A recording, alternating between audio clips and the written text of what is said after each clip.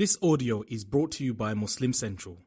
Please consider donating to help cover our running costs and future projects by visiting www.muslimcentral.com/donate. Alhamdulillah Rabbil Alameen wa salatu wa salamu ala Rasulih al-Kareem wa ala ahlihi wa ashabihi ajma'een. Before we start with the program, we are going to start with the kalima of Allah by the recitation by our beloved Hafiz Abdul Ahad.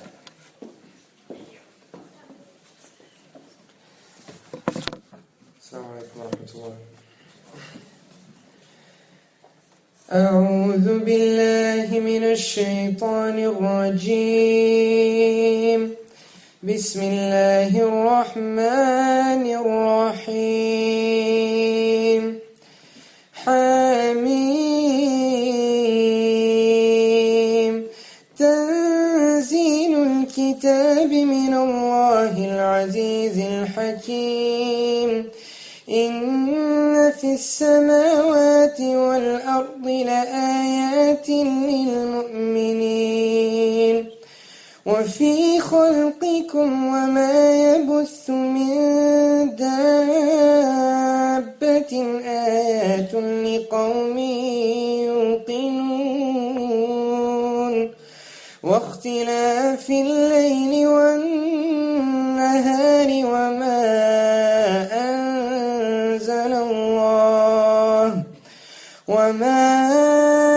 أنزل الله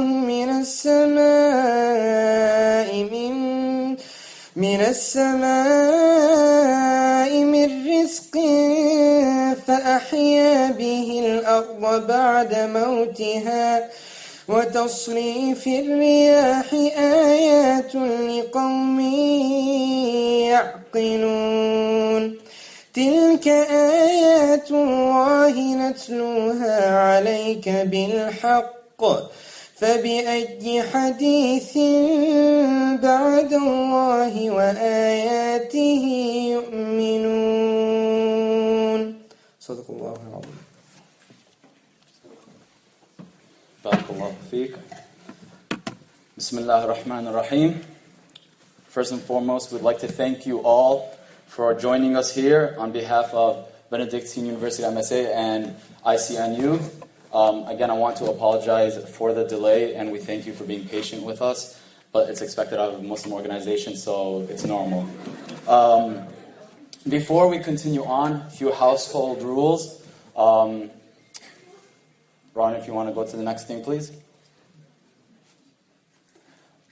So we would request if everyone can please put your phones on silent out of respect for the speaker and for everyone else in the audience. So please go ahead and do that right now. Put your phones on speaker, take your you can take your Snapchats and all that kind of stuff, whatever, but as long as everything's on silent, please. And then during the talk, if you have any questions for the Q&A session, you can go ahead and text it to that number. So we'll keep this up for a few minutes so you guys can take that down. We will be receiving them, and then we will filter them out, and then inshallah during the Q&A session we'll answer your questions bi'idhnillah. Okay, so as you all know, the title of the event today is Conviction Breaking Doubts in Faith. Before I continue on, I want a raise of hands. How many people went to the Cubs parade today? Raise of hands. Okay. For those of you who did raise your hands, may Allah reward you. And for those of you who didn't, may Allah forgive you. I actually went to it. I slept over in the city, and then Neha, the president of MSA, she was freaking out because I didn't show up till about a few hours ago. But it was worth it, and the rest of you, we'll make dua for the rest of you. Inshallah, we'll give you guys hidayah.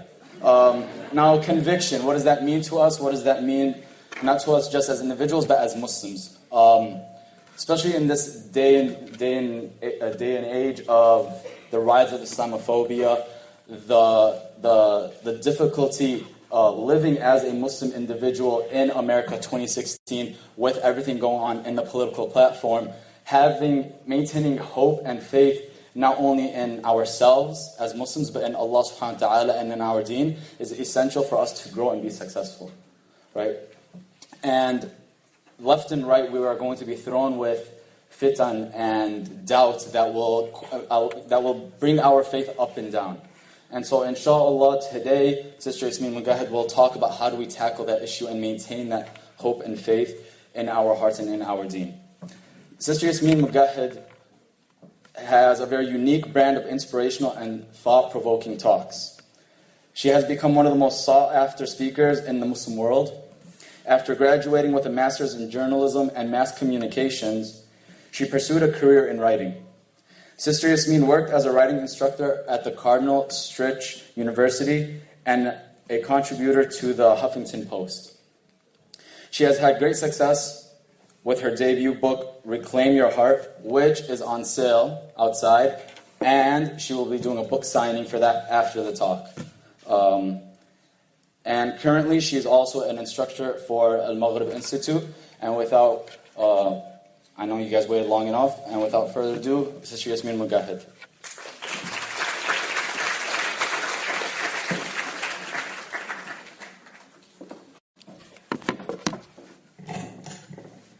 Assalamu alaikum.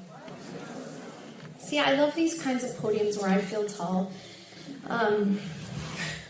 Like a few days ago, I was speaking at a podium and it was like, أعوذ بالله من الشيطان الرجيم بسم الله الرحمن الرحيم والصلاة والسلام على رسول الله وعلى آله وصحبه أجمعين رب اشرح لي صدري ويسر لي أمري واحلل عقدة من لساني يفقهوا قولي. Something sort of personal. Chicago always feels like home to me, and the reason for that is, as some of you may know, I actually grew up around here. I grew up in Madison, which is just, like 2.5 hours away, and so to me, it's like coming to my backyard, Not to say Chicago's the backyard of Madison, but, well, no, really. But no, we used to come out here a lot when I was a kid, so it just feels like coming home, and like I can't come to Chicago without getting my ras malai from Tahura, and of course my Italian Express. That's very important. But before I talk about, or continue talking about Italian Express and ras malai, I want to talk about faith. So here's the thing, right? We're all going through this journey called life, and we're all living in modern times, and we have modern day struggles. So what I want to talk about today, you guys hear a lot in your masajid, and you hear a lot in halakas. What I want to try to do is just have a discussion with you, because I'm not very interested in one-way conversations. This is one thing about me, is I just don't like one-way conversations. I like to have discussions, and since I will be taking Q&A at the end, but for a good portion of this, I'm the only one verbally speaking, so all I'll ask from you is just a lot of nonverbal communication, so just make faces. And I actually mean that literally. What I mean by that is, if you have no idea what I'm saying, look confused. Just be like, I'm very animated. If you agree, be all like, why am I saying that? It might sound silly, but as a speaker, I have no idea whether or not what I'm saying is being communicated, because you're not speaking to me, so all we can use is your nonverbal communication. And y'all are Americans, so we can be animated, right? I've spoken in countries where seriously, it's just like the entire time. And they could be loving it, but they're still like, it's just a culture. So anyways, bismillah.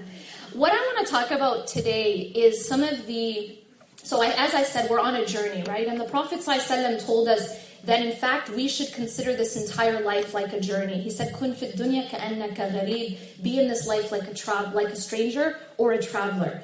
And one thing that you'll realize about travel, every single person in this room has traveled somewhere. Even if it hasn't been outside the country, you've traveled somewhere. You know what it's like to be a traveler. And one of the things that happens when you're a traveler is you're in this sort of unsettled state where you don't get too attached to the place you're in. And you always think about home, right? No matter how much is going on in the place that you're in, you always realize, well, I don't fully belong here, right? When you go to Florida or any other state, you might enjoy yourself, but you realize that you don't belong there. You know what your real home is.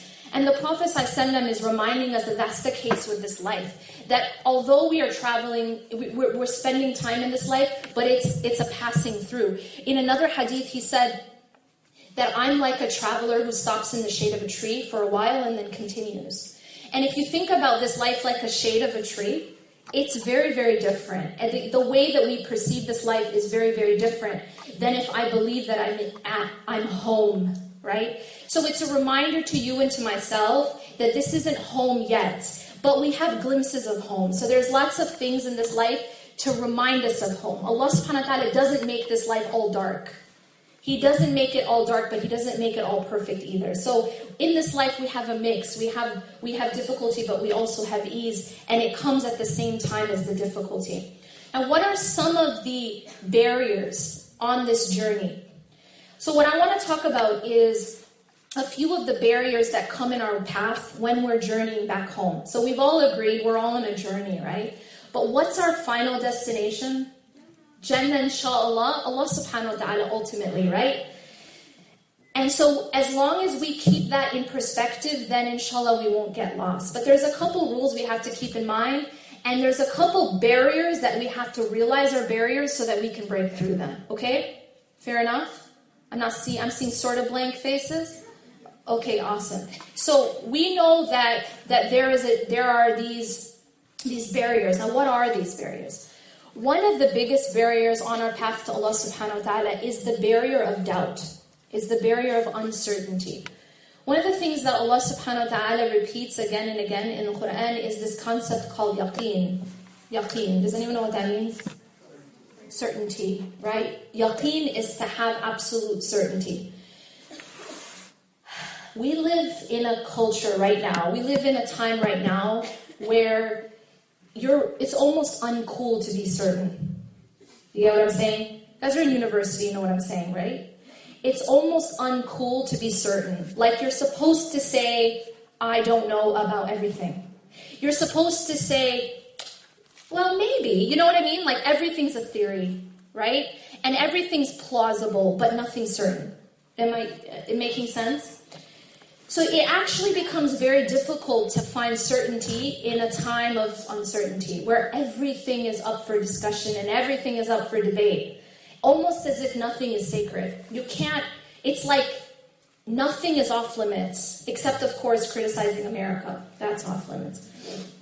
But other than that, really, I'm making a point here, that it's like we live in a culture where it's like very fewer and fewer things have become sacred. Fewer and fewer things are considered off limits, or you just can't go there, right?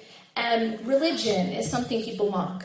Religion is that's been off the sacred, a long time ago. But we as believers, we have to somehow live in this world and take this journey and find certainty within this world that teaches us uncertainty. But how can we do that? I'm going to tell you guys in this sense, I'm going to use an analogy. The thing is about this journey is that there is one part of this journey that's essential. There's one main part of this journey that's essential. The Prophet ﷺ told us in a hadith, very important hadith, which probably everyone in this room has learned this hadith at some point in their life, probably in Sunday school, Islamic school, growing up.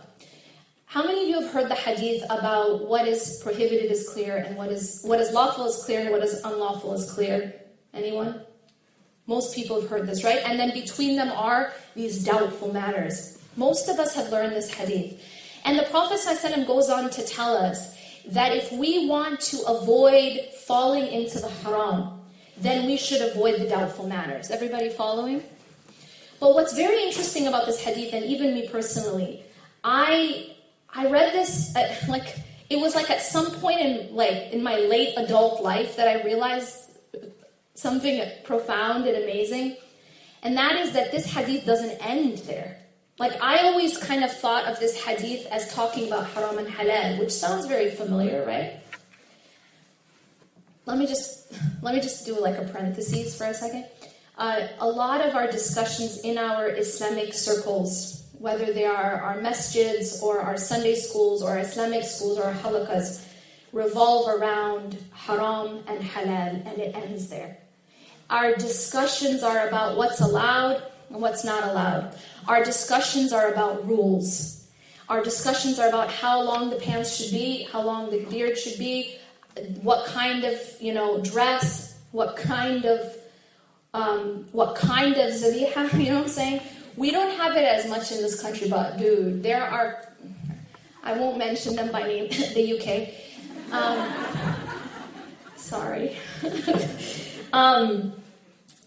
It's gotten deep, it's gotten deep. It's not enough to just say zabiha, halal, but there's different brands of which, I don't remember the acronyms for them, but they've gotten real deep in this discussion, okay? My point is this that we've taken Islam and everything that Islam is, and we've boiled it down, narrowed it down to just a list, like a list that you put up on your wall or that you read, and it's about rules. It's about this is haram and this is halal. This is what's allowed. This is what you wear. This is the technicality. All right. What has happened as a result of that? I'll tell you what has happened as a result of that. Do we need rules? Yes, of course we need rules. But what has happened is we've taken the soul out of Islam. And it's like taking a body and taking out the soul. What happens if you take a body and separate the soul, take out the soul? What do you end up with? Just an empty shell. You just end up with a soulless body, right?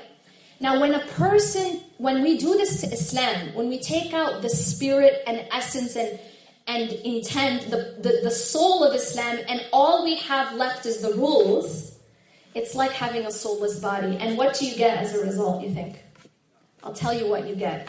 You get what we got right now, a lot of uncertainty and a lot of apathy. And I was just speaking with one of the youth directors, and he was talking about the fact, just now, the fact that this is the problem that he's seeing is this epidemic of apathy, where people they're not bothered, you know what I'm saying? They just don't care.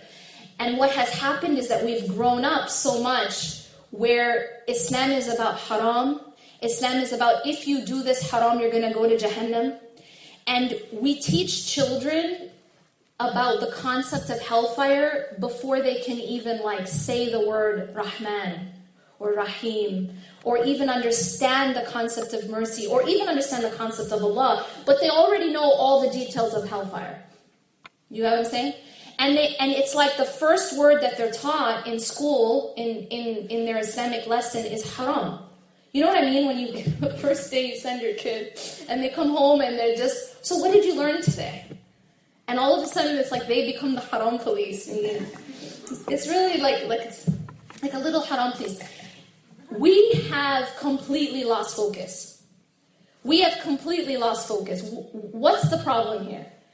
The problem here is we've taken the soul out of the body, and all we have left is the rules. Now, the Prophet ﷺ, when he was speaking in this hadith about the haram and the halal and the doubtful matters, he didn't stop there. The discussion didn't end there. The discussion continued, and he says, "Inna fil jasadi mudgha." Indeed, in the body there's a lump of flesh. إِذَا صَلَحَتْ صَلَحَ الْجَسَدُ كُلُّهُ. If it's set right, then the entire body is set right. وَإِذَا فَسَدَتْ فَسَدَ الْجَسَدُ كُلُّهُ. أَلَا وَهِيَ الْقَلْبُ. And then if it's corrupted, then the entire body is corrupted. Indeed, it is the heart. What is the Prophet ﷺ teaching us? We'll see. We just spoke about the fact the hadith begins with rules. The hadith begins with haram and halal. But then the hadith goes to what seems like an unrelated topic, which is the heart. But it's not unrelated. It's not unrelated, because what the Prophet ﷺ is teaching us is how is it that we can follow these rules? And what is it that's going to lead us? What is the master of the body? And he tells us it's the heart. So if a person changes their heart, if a person works on their heart, if a person has a heart that is healthy, a heart that is alive, a heart that is purified, then it becomes easier to follow the rules.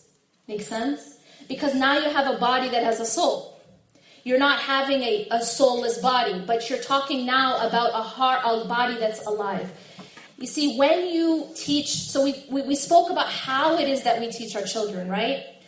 But if instead of focusing only on the rules and only on the external, how, the mechanics of salah, so many of us learn Quran but not the meaning. So many of us learn to read Quran at like lightning speed, right? But we don't know anything about the meaning. It's as if the goal is just to get through it. And we've missed the essence. What's the actual point of the Quran? Why was the Quran revealed? The Quran was revealed to change lives. The Quran was revealed to transform hearts. That's why it was revealed more than 1,400 years ago, and that's why we have this timeless message. It's not just supposed to be something that's read. It's not supposed to be just something that decorates our walls or that we wear on a necklace. You understand what I'm saying? But it's intended to be something that we live and something that transforms us. Transforms us individually, and then transforms us as families, and then transforms us as societies, and then transforms the world. That's the intent of these letters that Allah subhanahu wa ta'ala revealed. But you see, unless we teach that core, then what happens is we become, like a tree. A tree that has no roots. A tree that has no roots. What happens if you have a tree that has no roots? Forget a storm, any wind. Any wind will come and it will knock it down. Let me just we call this real talk, right? We as a community are being faced with a lot of storms. Yeah, some of them are called Trump. When you have a tree, that tree has, when you see these solid oaks, when you see these massive, by the way, I don't know how much you guys know about trees, but basically the age of a tree, okay, I love trees. The age of a tree is proportional to how fat it is, okay? How many rings are in the trunk, okay? So when you see these trees that are massive, right? That are massive, do you know that as much as they grow this way and as much as they grow this way, they have to grow which way? This way, internally. That's the thing about a tree, is that as it gets larger and as it gets taller, it also has to get deeper. And its roots have to reach deeper and deeper into the earth. Because there has to be that solid foundation or it can't withstand. Because its weight is getting bigger, right? It's getting bigger, and so it has to be able to withstand more. And so when the wind comes, it doesn't knock it down. This is a very powerful analogy because we as a community, there's a lot of wind. There's a lot of wind. I told you what some of it's called. There's a lot of storms. But how are we going to respond? How as a community are we going to respond? When we talk about this idea of uncertainty, what does it mean to be uncertain? It means that I don't have strong roots. It means that my foundation isn't strong. It means that my heart, remember the Prophet ﷺ said that in the body there's a lump of flesh. It means that lump of flesh is not set right. It has not been set right. It hasn't been taken care of. It hasn't been fed. It's not healthy. And if that heart is not healthy, then any wind will come and knock us down. Unfortunately, we as a community, we're not firm enough. We're not firm enough. And the problem is when you're not firm enough, any wind will take us this way and that way. There's a very, very, very profound hadith where the Prophet ﷺ more than 1,400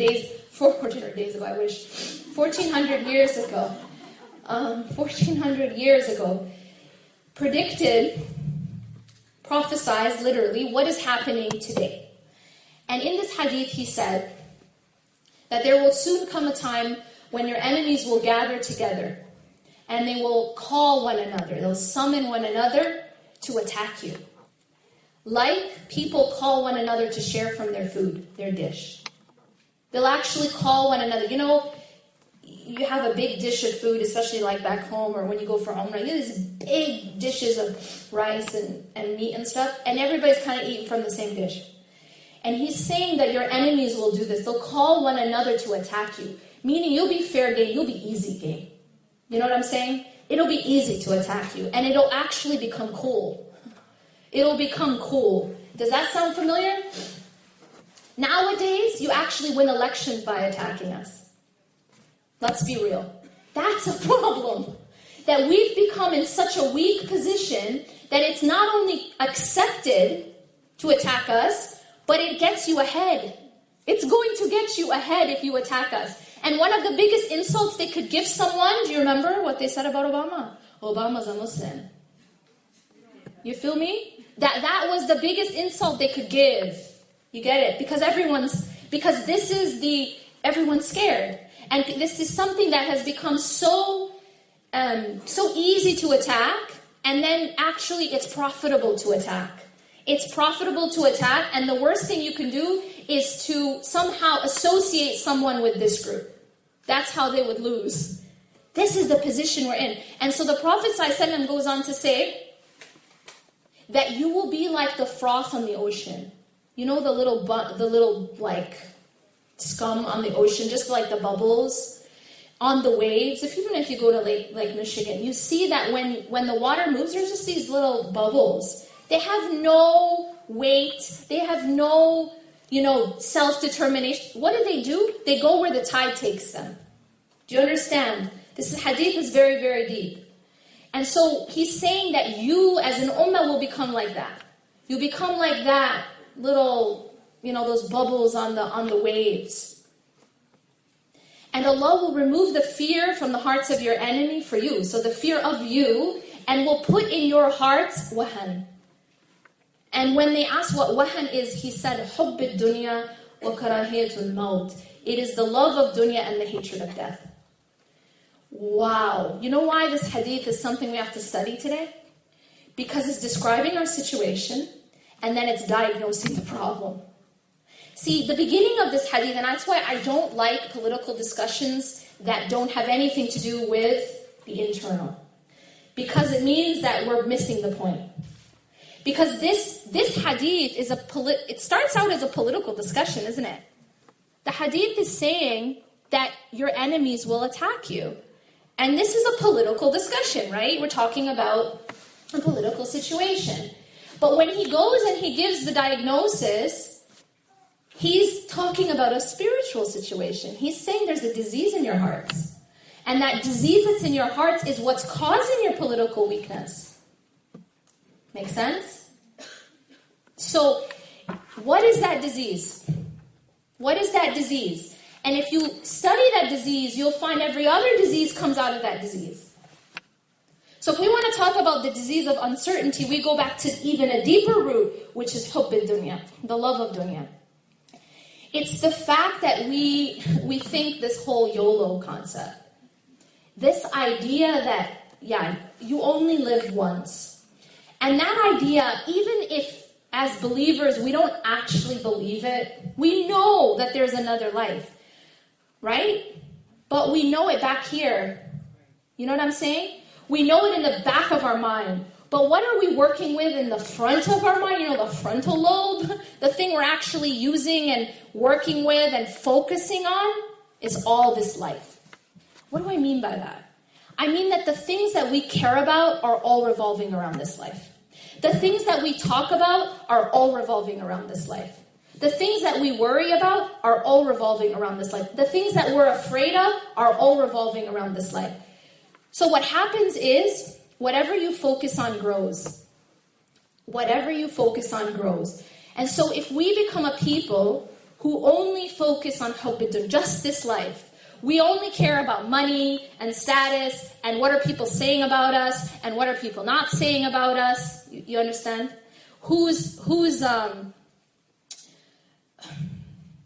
How many people liking my status? How many people aren't? You know what I'm saying? That this idea of focus on the creation or focus on this life to the extent that nothing else, we don't see anything else.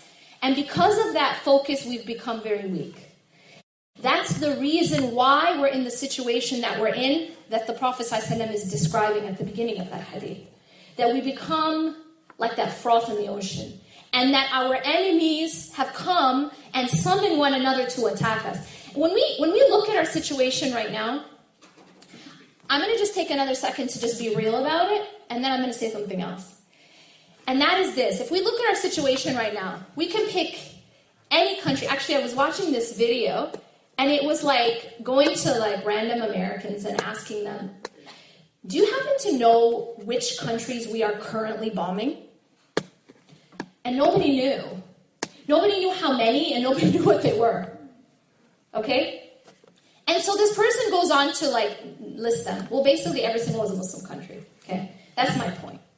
But my point here now is that however you look at it, whether it's being attacked financially, physically, or the land being attacked, or being attacked through Islamophobia, being attacked verbally, being attacked by the things that are being said. But basically wherever we turn, let's be real, okay? This is happening. This is happening. All right, that sounds kind of dark. Let me tell you something else. Whatever you focus on grows. Whatever you focus on grows. So while I wanted to begin by being real, I also want to tell you this. It isn't all dark. And as a community, what we have to do is we have to focus on what is going well. We have to focus on the light. Because when you focus on the light, it also grows. It expands. One thing that we can never ever do as believers, because you'll find if you study history, if you study the lives of the prophets, if you study the companions, you'll find that they had it hard. Every single one had it hard. You guys following? Everyone had it hard, but one thing that they all had in common is they never lost hope. We are not a people of despair. We're not a people who sit and focus on the dark. Make sense? We're always a people of positivity. And honestly, this is the reason why we have to be positive. Because Allah subhanahu wa ta'ala has told us that the believers, if you're a believer, you will always win. So if we have that promise from Allah subhanahu wa ta'ala, we have absolutely no reason to ever despair. Allah subhanahu wa ta'ala tells us in the Quran, أَمْ حَسِبْتُمْ أَن تَدْخُلُوا الْجَنَّةَ وَلَمَّا يَأْتِكُمْ مَثَلُ الَّذِينَ خَلَوْا مِنْ قَبْلِكُمْ. Do you think that you will enter paradise without going through what those who went before you went through? Allah is asking us this. مَسَّتْهُمُ الْبَأْسَاءُ وَالضَّرَّاءُ وَزُلْزِلُوا. They went through adversity, hardship, and they were shaken. They were shaken. Zulzilu is like the same word in Arabic, same root as the word for earthquake, which is zilzal. So Allah is saying that these people were so shaken, حَتَّى يَقُولَ الرَّسُولُ وَالَّذِينَ آمَنُوا مَعَهُ مَتَى نَصْرُ اللَّهِ. Until even the messengers and those with the messengers are asking, when will the help of Allah come? Even the messengers and those with the messengers are asking that.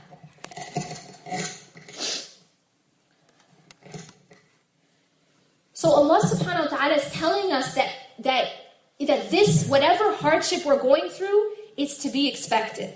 Alright? However, how does Allah subhanahu wa ta'ala end this ayah?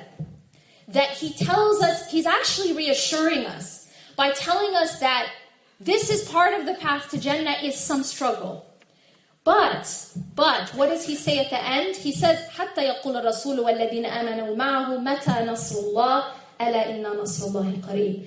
That when these messengers and the people with them asked, when will the help of Allah come? But then Allah says, indeed the help of Allah is near. Look, the help of Allah is a guarantee.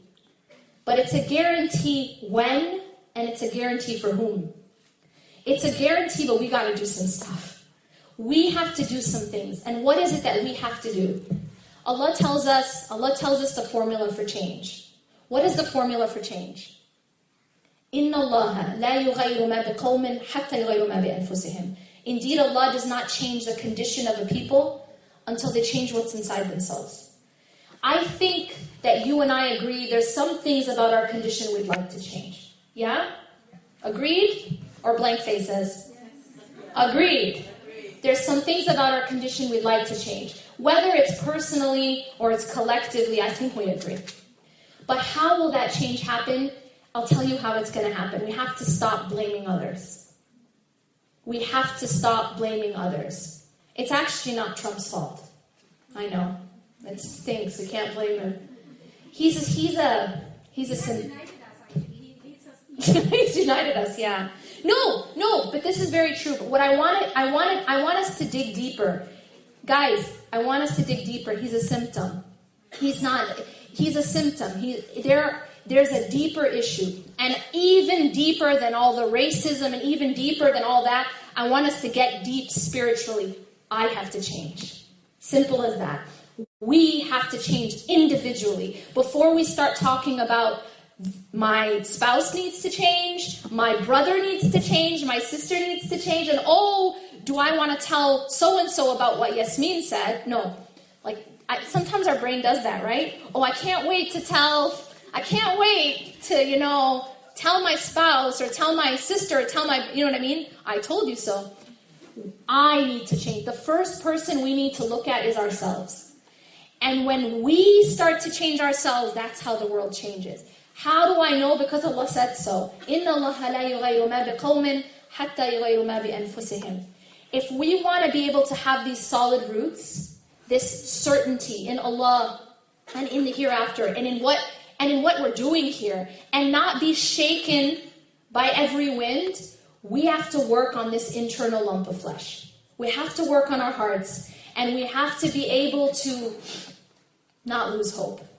We cannot allow... See, because right now, I want to give you guys this analogy. Right now, we got lights on, right? But what happens if all of a sudden the lights are out? Like the electricity goes.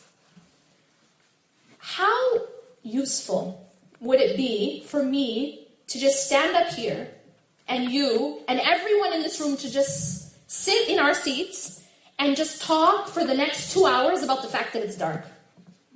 Just talk about it. Let's talk about it, guys. Let's talk about it. Let's post about it. You get it? Let's discuss about it. Let's talk about it some more. It's really dark. Did you see how dark it is? But did you see how dark it is in that corner? You guys understand my analogy? Holy moly, the amount of discussion that we have about all the terrible things, but have we actually brought any light to the room by talking about it? Defensive. Can I explain what that means? When I say it's defensive, I mean we focus so much on saying who we aren't. We aren't terrorists. Got it. Do you feel me? But what are you? Well, wait, we didn't really spend any time talking about that. Because we're so busy saying we're not terrorists. Can I tell you a secret? I'm going to tell you a secret. No matter how loud, no matter how many times you scream at the top of your lungs that you condemn terrorism, they're still not going to hear you. And it's never going to be enough. So let me tell you a secret. Change the narrative. Why do you have to keep apologizing for something you didn't do? Why? And when are you going to stop? And the irony is, just apologize till you lose your breath. They're still going to say, why are Muslims not condemning terrorism? They're still going to say that. Because there's a certain narrative, and it's going to stay. So we have to change that narrative. And we have to stop being defensive and start being positive. Start talking about who we are. And not just talk about it, show it. Show who you are. Just be who you are. Because if you become a source of light, that's automatically going to take care of the darkness. Make sense? But if we just sit and talk about how dark it is and how I didn't do it, you know what I'm saying? Like everyone in this room, it's like kids, right? When there's something that goes wrong and the kids just want to focus on I didn't do it. Okay, I'm not concerned with who did or didn't do it. Let's solve it. Let's do something positive. So instead of us just sitting and talking about what we did or didn't do, okay, there is no reason for us to be apologizing. We have to stop being, we have to stop being apologetic. And instead, let's contribute. Let's contribute and how can we then be a source of light? So in terms of talking about these roots, how do we then See, because I'm telling you about the fruits right now. The fruits and the branches and all this is like, this that we can contribute, we can't do it unless we have solid roots. How do we build those solid roots? So let me just quickly talk about some practical things. I cannot emphasize enough that you are what you eat. And I don't just mean that physically. So you are what you eat. If you eat healthy food, you're going to be healthy, right? If you eat rotten, poisonous food, you're going to be sick, right? We all agree? Similarly, watch what you take in. Watch your media. Watch your intake. And when I say intake, I mean everything that goes into your eyes. I mean everything that goes into your ears. I mean everything that goes into your head. This is all food that's going to your heart. Is that making sense? So I'm actually asking you to not only watch what you read, watch what you look at, watch what you listen to, guard it. Be mindful, all right? But also watch what you think. Your thoughts are so powerful. Your thoughts are so powerful. Anytime you have a negative thought, start to be conscious of it and replace it with a positive thought. Shift your focus. You don't understand how important this is. Your entire state is determined by your thoughts. Your entire state. And what you focus on grows. So if we're a people who focus only on problems, have you ever met a person who's so focused on problems? Anyone? All right. What happens to that person? Okay, I'll tell you what happens to that person. They get very, very anxious. Okay? A person who's always focused on what could go wrong, or what various scenarios and permutations of what could go wrong, and that's how they are. They're very worried, right? They're always focused on problems, on barriers, on negativity. They also become very anxious. They become very, very anxious. It's very difficult for them to just relax. Is that making any sense to you? Okay, so what has happened is that they are focusing on the wrong thing. It's like a person who's... Well, let me actually give you this analogy. I love this analogy. How many of you have heard me talk about this? Probably anyone who's heard me talk. You have heard me talk about this. One of my favorite stories. Anyone? Frozen. Oh, no, it's not Frozen, but good guess. It's Musa in front of the Red Sea, alayhi salam. Right? Musa alayhi salam in front of the Red Sea. Let me just tell you something very, very interesting about this story. In the story, Allah subhanahu wa ta'ala shows us two different reactions. He shows us two different worldviews based on simply what are they focused on.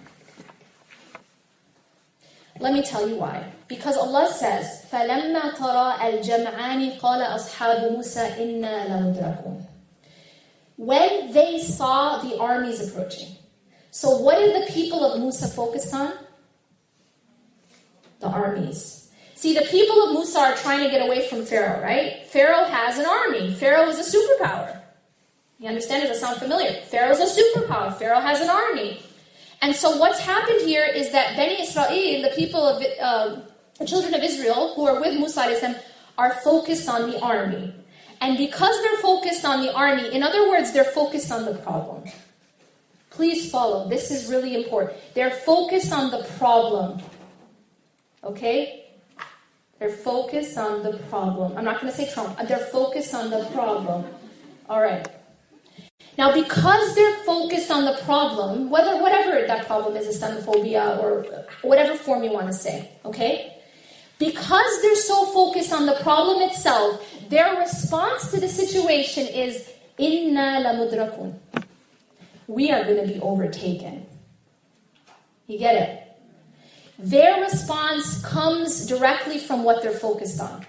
And because they're focused on the army, and because they're focused on the problem itself, their natural reaction is, it's like the equivalent of OMG, right? We're going to be overtaken. They freak out.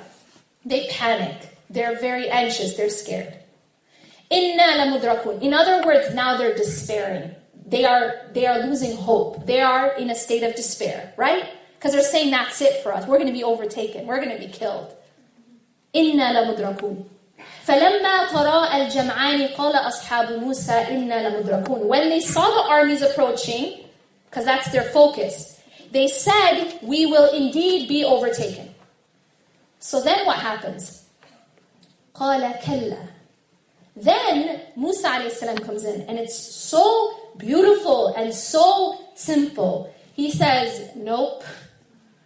قَالَ كَلَّا. And kalla isn't just la, it's not just no, but it's a very emphatic way to say no. It's like absolutely, positively, no way.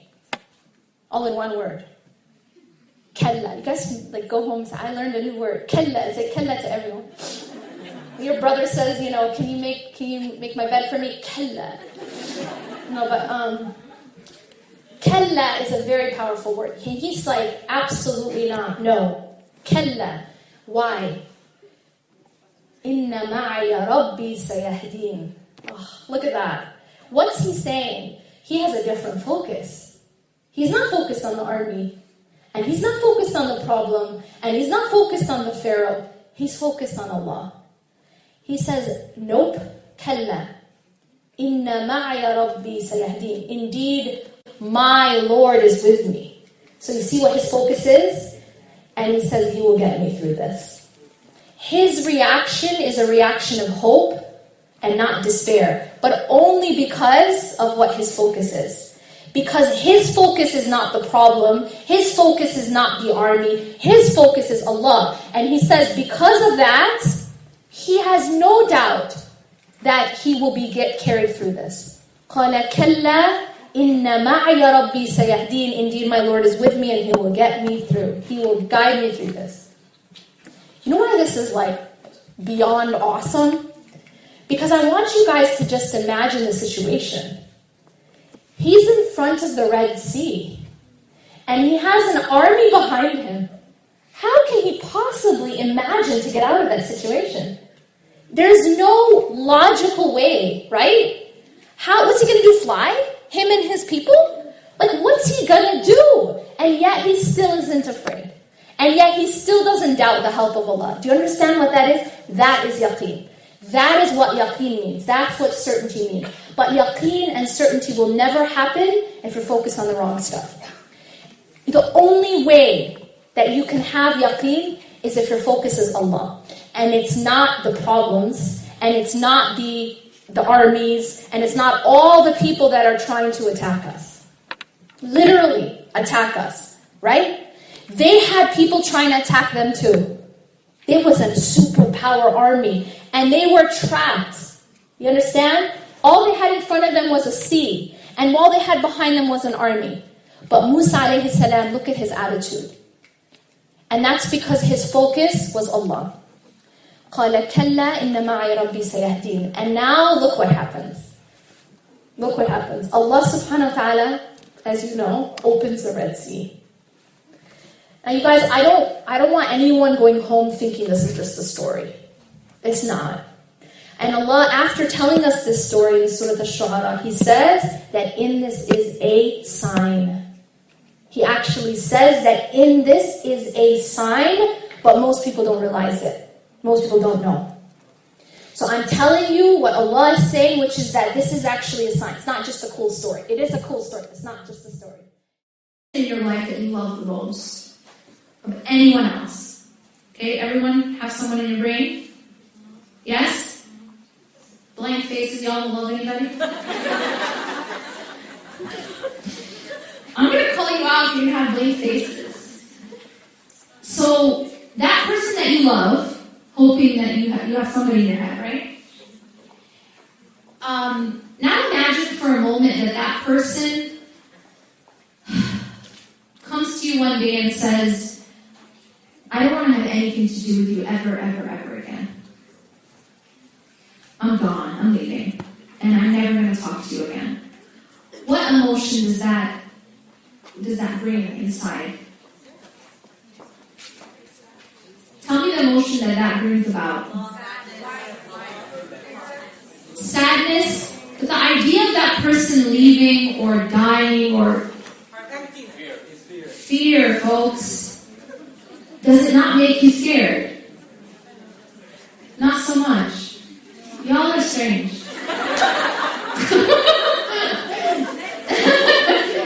Of course it does. See, here's the thing about when you love something, you naturally fear losing it. If you love something, you naturally become afraid of losing it. The truth is that, let me ask you this question. If you do it the other way around, and you think about what is it that you fear most in life, it's always linked to something you love. Yes or no? Because if you didn't love it, you wouldn't care. Okay? So what I'm trying to say is that fear and love are linked. If we love Allah, then we will fear His displeasure. Simple as that. It's natural. Just like I would fear my mother being displeased with me. I would fear displeasing someone that I love because of that love. Even if they didn't lay a hand on me, but I'm just not wanting to displease them. I'm just not wanting them to disconnect from me. We're afraid of losing things that we love. And anytime you look at your fear in life and you trace it back, it always is rooted in love. You're only afraid of losing your money because you love your money. Okay? You're only afraid of losing your friend or your spouse because you love them. And if you didn't love them, you wouldn't be afraid of losing them. So fear is linked to love. If we love Allah subhanahu wa ta'ala, then we will also fear Allah. So that's what I want to say about that.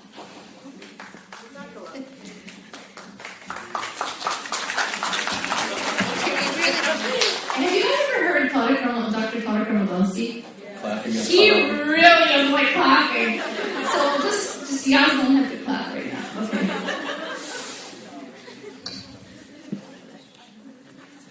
Next question. Can you give us practical examples in our daily lives as students and parents on how to focus on positive things rather than the negative things in life? Yes. So practical examples. I emphasize this and I'll emphasize it again. Be mindful of what you intake, remember? Be mindful of your food, your spiritual food. What you read, what you speak about, what you read, what you look at, what you watch, what you listen to, and what you talk about. Be mindful of the conversations you're having. I can't emphasize it enough. Be mindful of your thoughts. When you start to guard these things, you'll find a huge change in your state. When you guard what you watch, when you guard what you look at, when you guard what you listen to, and you tell yourself, I'm not going to take in toxicity. Just like you guard what you eat, right? If something is in front of you and it's covered in mold, are you going to eat it? Absolutely not. But you don't take in that kind of stuff because it's poison, it's toxic. So I need you to be the same way about what you allow to go into your consciousness. Alright? Garbage is garbage. Alright? Whatever you're watching, if it's garbage, it's the same as eating garbage. It's the same. It's going to affect your heart. It's going to affect your state. It's going to affect your insides. Just like eating garbage is going to affect your health. So just don't think that it's not going to matter. You know what I mean? What you are, just remember this, you are what you eat.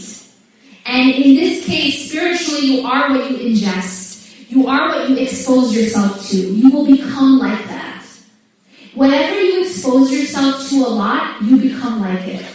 Alright? So if you're exposing yourself to constant garbage, then it affects your insides. One thing I will say is this. Pop culture right now is teaching us a few things. There's a few main lessons in pop culture right now. One of them is the absolute positive obsession with appearance. Obsession.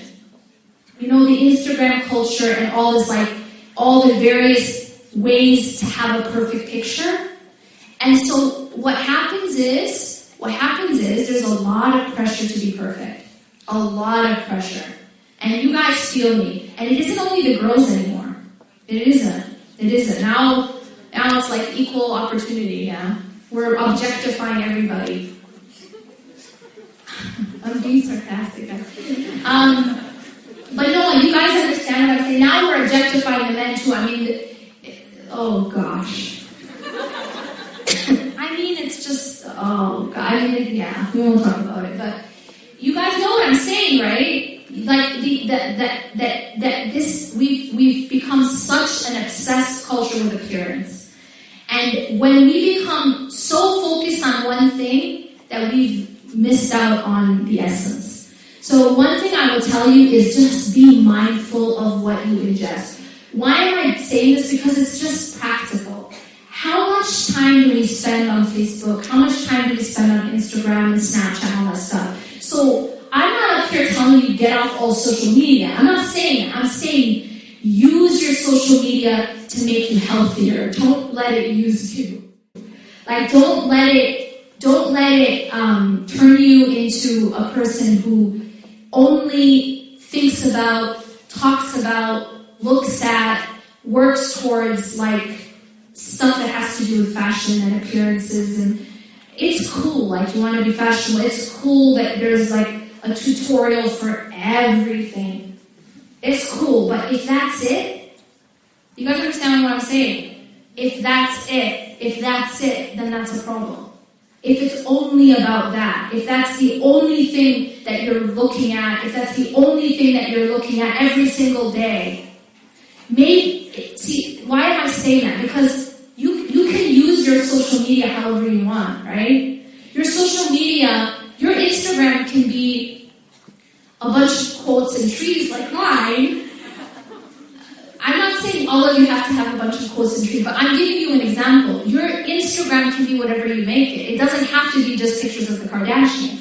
It can be something actually that can help you, that can inspire you. So now when you go to check your Instagram, it's something that's going to make you leave with something. You know what I mean? As opposed to just more obsession with what someone's wearing and what someone's done with their hair and their makeup for today. They all look the same. I can't even believe it, but they all look the same. You know? My point is that that's not good for the heart. That's just not good for the soul. So you change, and I'm not saying like change your newsfeed. What I mean is that Facebook, you can affect your newsfeed. You know this? I'm going to tell you a secret. You can unfollow people without them knowing it. Do you guys hear that secret? You can unfollow people without them knowing. Use it. Use it. I'm serious. Because it's not, I mean, it's awesome that they're eating a burger today, and tomorrow, and the next day, or whatever. But maybe you could have your newsfeed be just a little bit more enriching. And that actually will make a difference over time. Trust me. So that's just one possible thing you can do. But I can't emphasize how important it is just because of how much time we spend on these things.